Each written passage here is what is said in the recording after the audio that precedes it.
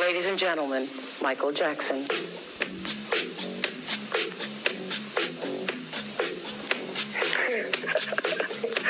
Yeah, your old house. Hey. Oh, hey. Well, how nervous are you right now? How what? How nervous are you right now? I'm not nervous at all, actually. You really aren't? No, I never get nervous. You don't? No. Not even for your first interview and it's live around the world? I thought you'd be a little nervous, but that's great, because if you're not nervous, I won't be nervous. I just wanted to let the world know that when we agreed to do this interview, you said that you would be willing to talk to me about everything, and we haven't discussed one single question that's going to be asked here tonight. Just wanted to make that right. Very true. Very true. When we were watching, I was watching you in the background there, watching the video of you in the early years. Did that bring back memories for you? It made me giggle. Yeah. Because I haven't seen that footage in a long time. Yeah. It bring back memories, yes. Me and my brothers, who I love dearly. Yeah. And it's just a wonderful moment for me. Yeah. I saw you laugh when you saw yourself singing Baby, Baby, Baby. Yeah, because James Brown, I think James Brown is a genius, you know. When he's with the famous Flames, which is unbelievable. And I used to watch him on television. And I used to get angry at the cameraman, because whenever he would really start to dance, they would be on a close-up, and I couldn't see his feet. So I would throw things, I'd be angry. I said, show him, so I could watch and learn. So he was a big mentor for you. Phenomenal. Yeah. Phenomenal. Yeah, and who else was? Jackie Wilson, who I adore as an entertainer. And, of course, music. Motown, the Bee Gees, who are brilliant. I just love great music. So when I look at those tapes of you, and heaven knows that putting this together, I think I've seen every piece of video ever done of you, and watching those tapes, when, especially in the younger years, you seem to really come alive on stage. There's something going on with you when you were a little boy on stage. Were you as happy off stage as you appeared to be on stage? Well, on stage for me was home.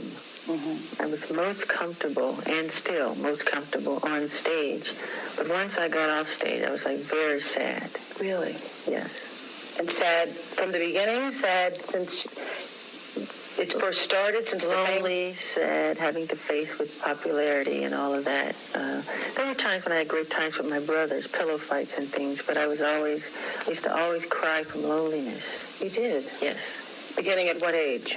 Oh, very little. 8, 9. When you all first became famous? Yes. So it wasn't what it appeared to be to the rest of the world, all of us. I remember I was a little black child, wanted to marry Jackie Jackson, your brother.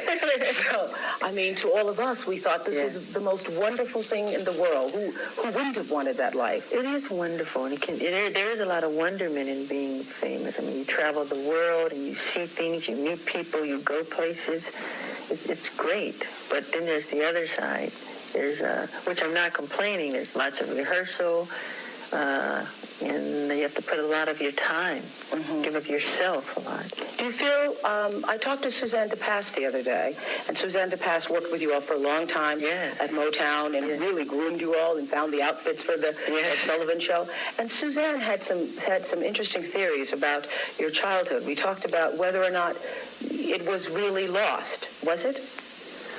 Well, especially now, I come to realize, and then I would do my schooling, which was 3 hours with a tutor. Then right after that, I'd go to the recording studio and record. And I'd record for hours and hours till it's time to go to sleep. So it'd be nighttime. And I remember going to the recording studio. There was a park across the street, and I'd see all the children playing, and they'd be rooting and making noise, and I would cry. It'd make me sad that I would have to go and work instead. I wanted to go to this, to hear what Suzanne had to say about your childhood. And we're going to look at some pictures of you as a little boy. Okay.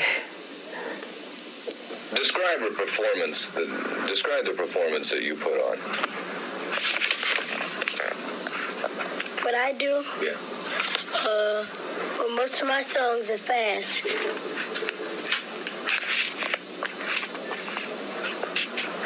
I mean, what do you put into it?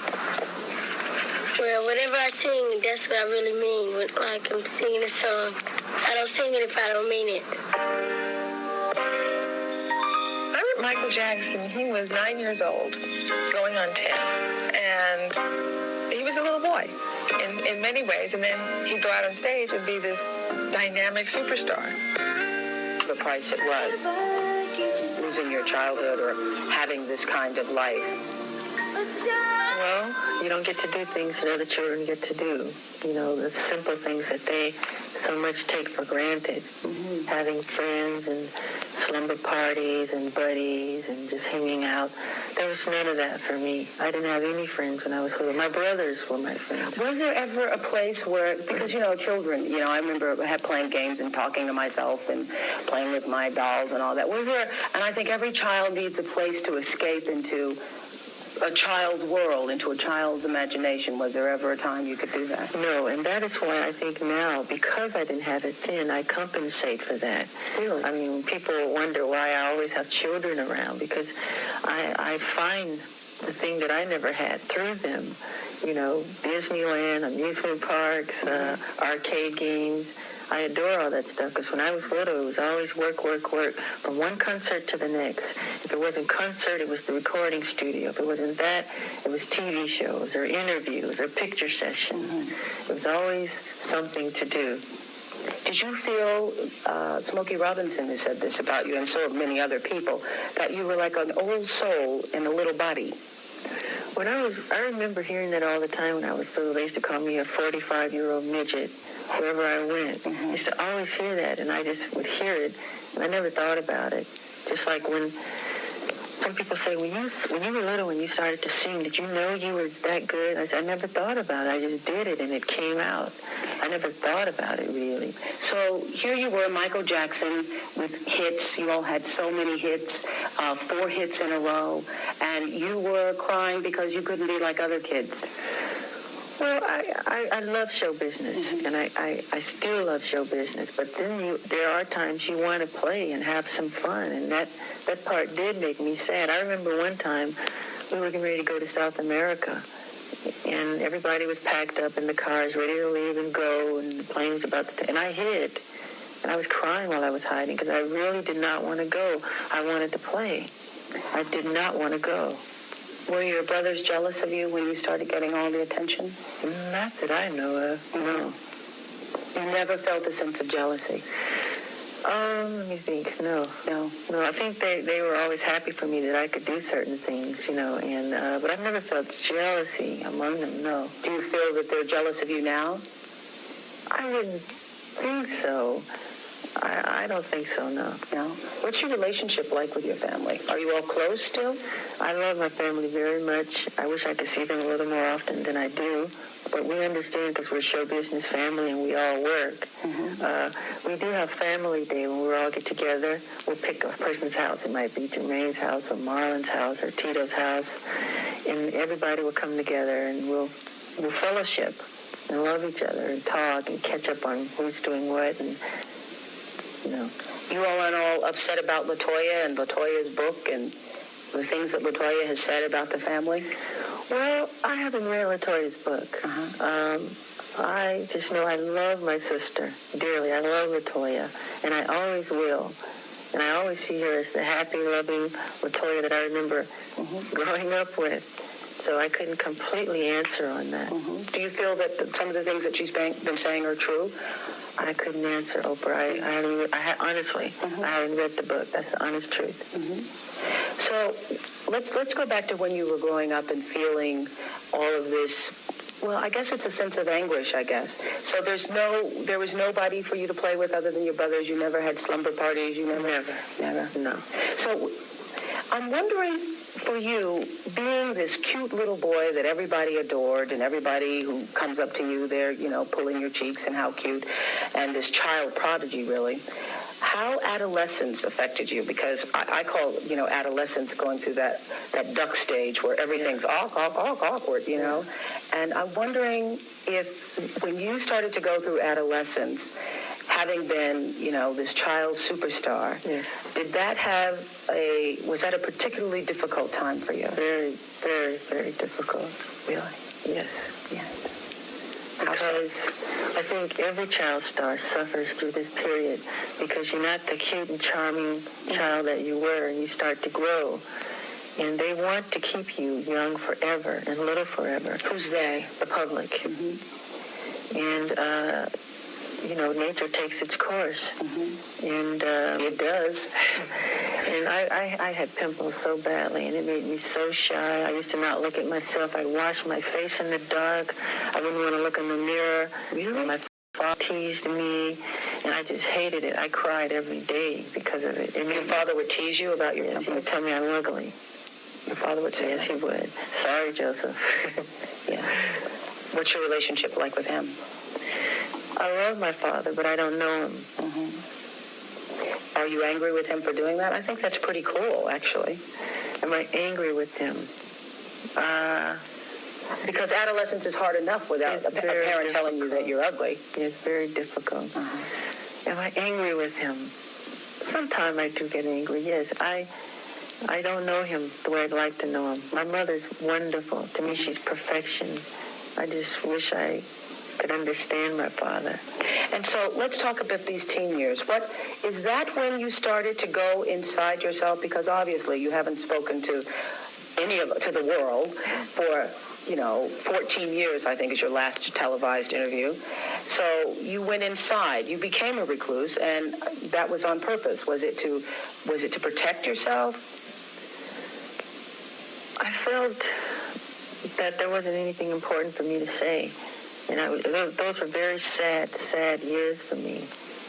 And why so sad? Because on stage we see you performing, you're getting your Grammys. Why so sad? Oh, there's a lot of sadness about my past life and, adolescence and my father and all of those things. It just made me very, very, very sad. So he would tease you, make fun of you? Yes. Did he ever beat you? Yes, he did. Yes. And that was difficult to take, getting beaten and going on stage and performing. Yes. And why would he beat you? Because he saw me, he wanted me to, I guess maybe, I don't know if I was his golden child or whatever it was. Some may call it a strict disciplinarian or whatever, but he was very strict, very hard, very stern. And just a look would scare you, and... Were you scared of him? Very frightened. There's been times when he'd come to see me and I would get sick. Really? I'd start to regurgitate. As a child or as an adult? Both. He's never heard me say this. I'm sorry. Please don't be mad at me. Well, I mean, I suppose that everybody has to take responsibility for what they've done in life. And your father is one of those people who also has to take responsibility. But I do love him. Yes, I understand. And I am forgiving. Yes. I don't go around... But can you really forgive? I say this on my show all the time. Can you really forgive if you haven't gotten angry? If you haven't dealt with how you really feel? I don't know if you can go from having been abused to forgiveness. I do forgive. There's so much garbage and so much trash that's written about me that is so untrue. They're complete lies. And those are some of the things I want to talk about. The press has made up so much god-awful, horrifying stories. I know. That are completely appalling. I know. Completely appalling. And so far from the truth. And it's made me to realize the more often a person tell a lie, the more times you hear a lie, I mean, you begin to believe it. If it's told often enough, you start to believe it. And it's appalling the things that have been said about me, and they're completely false. We're going to come back, and I'm just going to go down the list. Go down the list, Oprah. Go down the list, Go Michael. down the list. When we come back, of all the things that have been said, the truth will set you free. We're going to talk about it when we come back.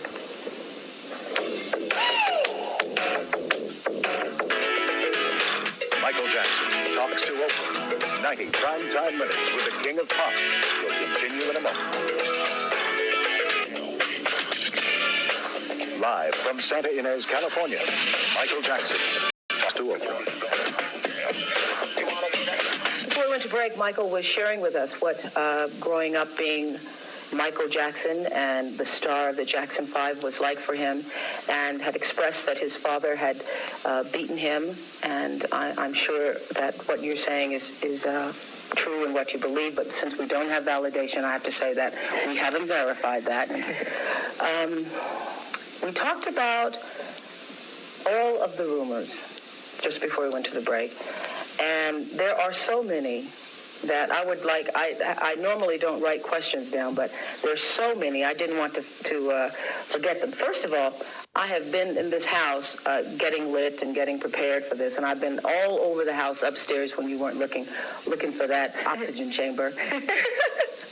I cannot find the oxygen chamber anywhere in the house. That story is so crazy. I mean, it's one of those tabloid things. It's completely made up. Okay, but you are in something there. There's a picture of you. Where did that come from? How did it get started? I did a commercial for Pepsi, and I was burned very badly. And we settled for it was $1 million. And I gave all the money. We built this place called the Michael Jackson Burn Center.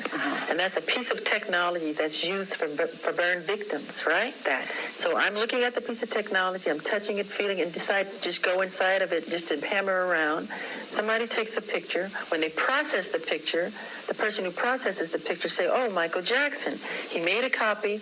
These pictures went all over the world with this lie attached to it. It's a complete lie. Why do people buy these papers and it's not the truth? And I'm here to say, do not judge a person. Do not pass judgment on anyone unless you have talked to them one-on-one. I don't care what the story is. Do not judge them because it's a lie. But that story, you're right, that story, it was like it had legs. It's crazy. It is. Why would I want to sleep in a chamber? Well, the rumor was that you were sleeping in the chamber because you didn't want to grow old, and that was stupid. That's stupid. It's completely made up, and I'm embarrassed.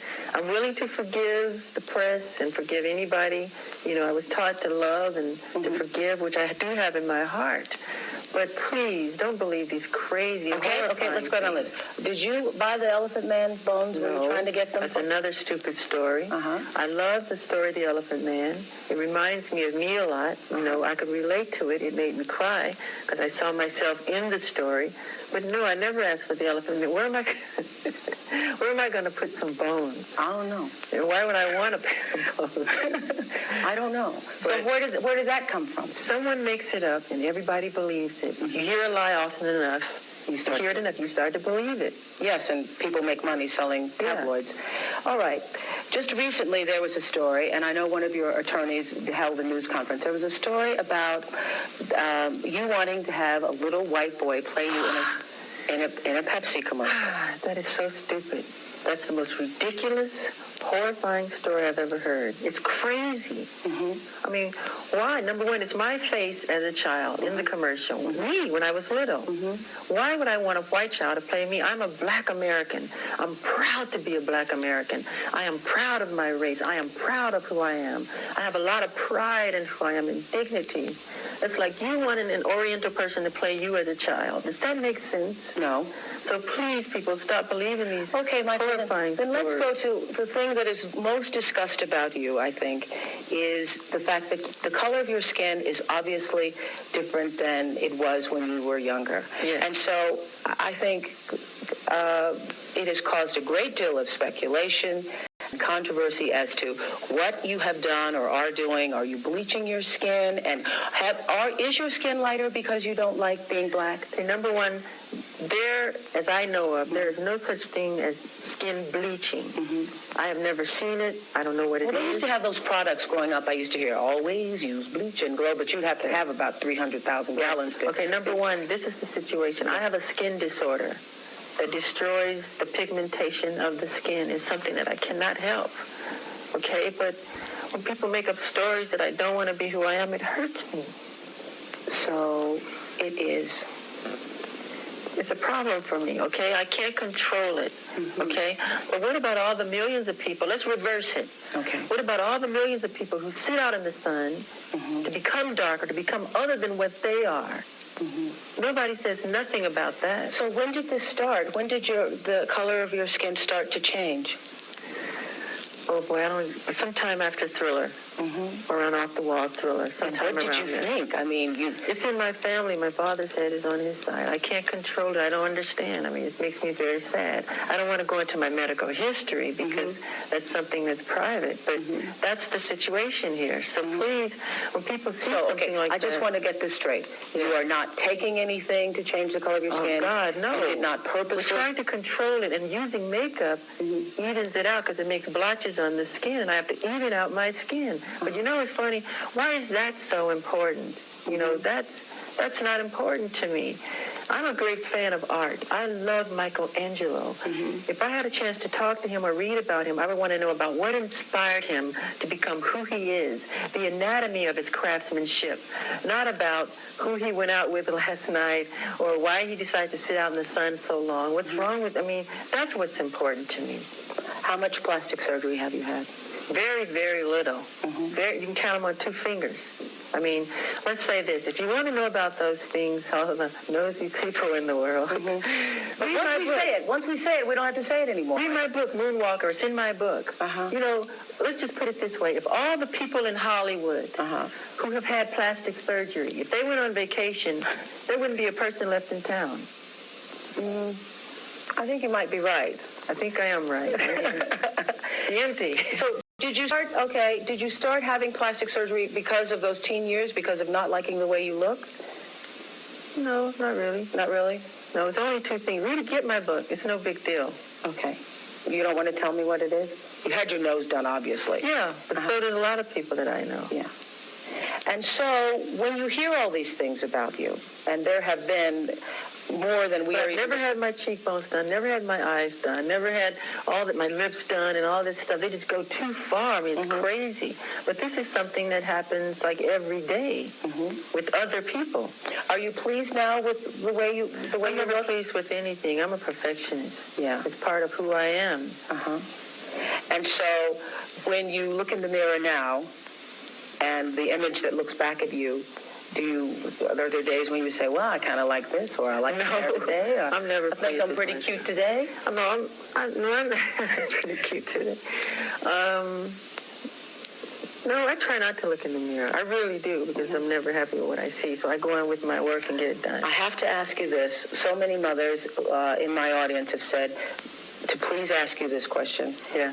Why do you always grab your crotch? Why do I grab my crotch? Yeah, why? We think you got a thing with your crotch going on. I think it happens subliminally. When I dance, if you're a dancer, you know, you're just interpreting the sounds and the accompaniment of the music. If there's a driving bass, you become the bass. If there's a cello, if there's a string, you become that. So you become the emotion of what that sound is. Okay? So if I'm doing a movement and I go bam and I grab myself, it's the music that compels me to do it. It's not saying I'm getting ready to grab down there and it's not a great place. You don't think about it. It just happens. Sometimes I'll look back at the footage and I'll go, did I do that? Yeah. So I'm slave to the rhythm. Yeah. Okay? I think the alarm's going off in the house. I don't know why. But we're going to fix it in a minute. We're in live television. So we're going to go to break. These things happen. We'll be right back. Okay. Live.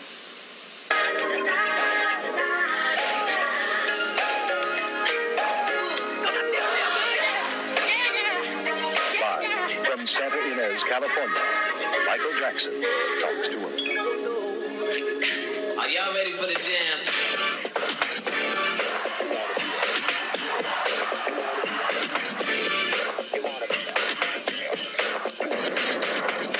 The man with the glove, Michael Jackson, was honored with a star today on Hollywood's Walk of Fame. Elvis took him into the stores in the 50s and the Beatles did it in the 60s. Michael Jackson is the man of the 80s. If Michael Jackson has a trophy room, he's going to have it enlarged, because last night he came home with another armload of hardware. And the winner is Billie Jean Michael Jackson. Off the wall, Michael Jackson. Michael Jackson. Michael Jackson. Michael Jackson.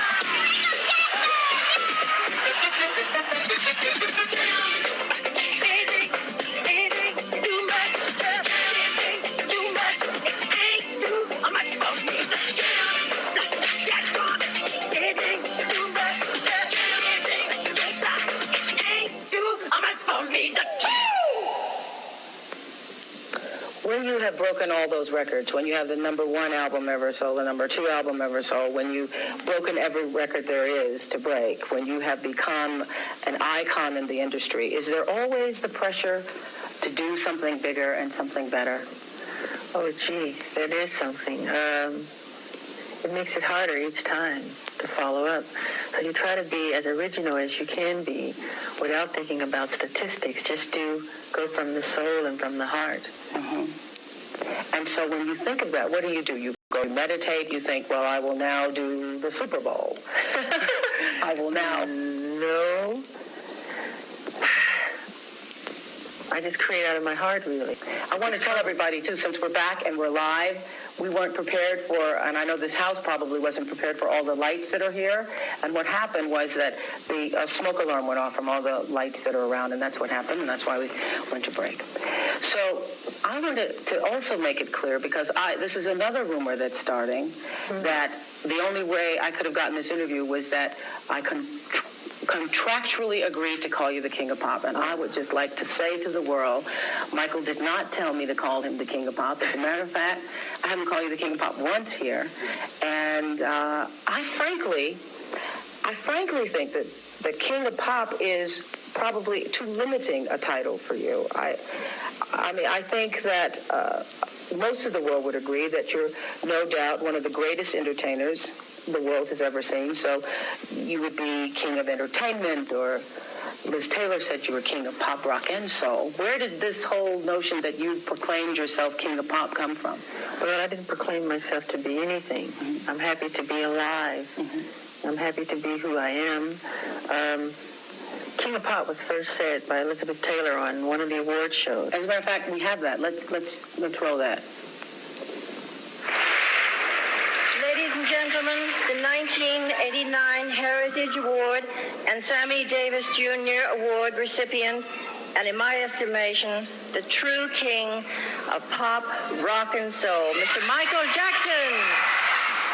And that's where this all started? Yes, and then fans, all the stadiums that we play, they bring big banners that say the King of Pop, and jackets that say the King of Pop, and T-shirts that say the King, and they chant it outside my hotel, King of Pop, King of Pop, King. So it just became something that just, that happens all over the world. Happened. Yeah. But you didn't tell me to call you King of Pop. No. Why would I tell you to call me King? I've been calling you Michael. Yeah, I think the press loves to just start trouble like that. I mean, again, do not read the tabloids, please. It's crazy.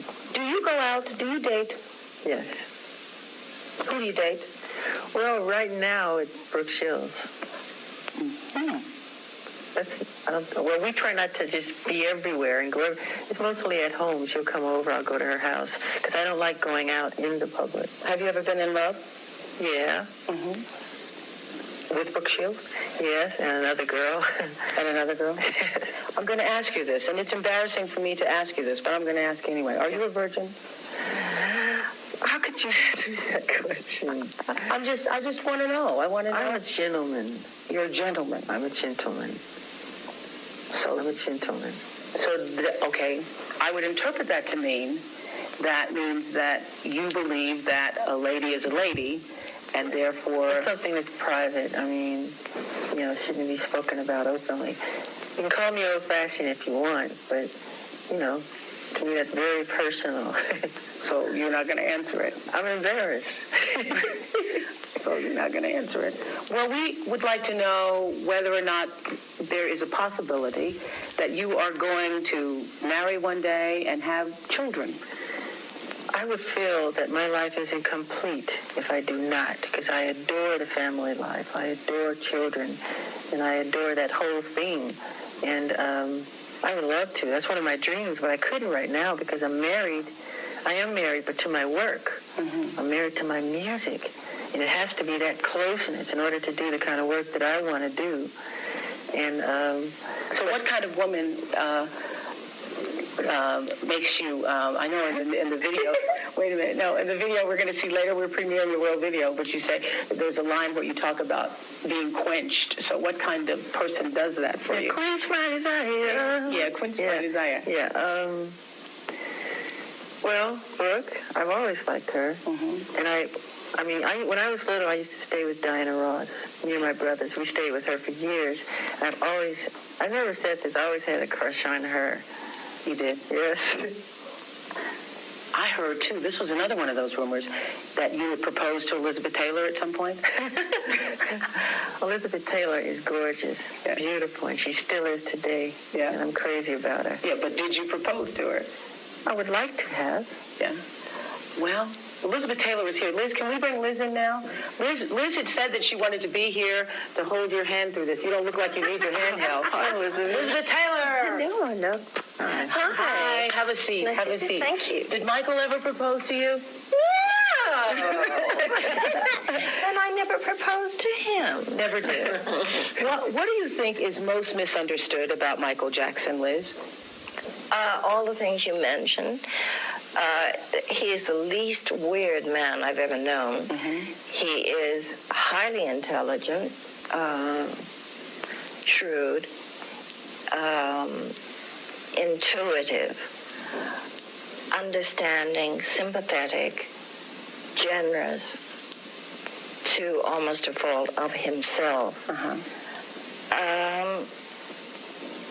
And he just, if he has any eccentricities, it's that he is like larger than life, and some people just can't accept that or face it or understand it. His talent on stage, why I called him the king of pop, rock, soul, music, entertainment, whatever. Yes. There's nobody that can come near him. Yeah.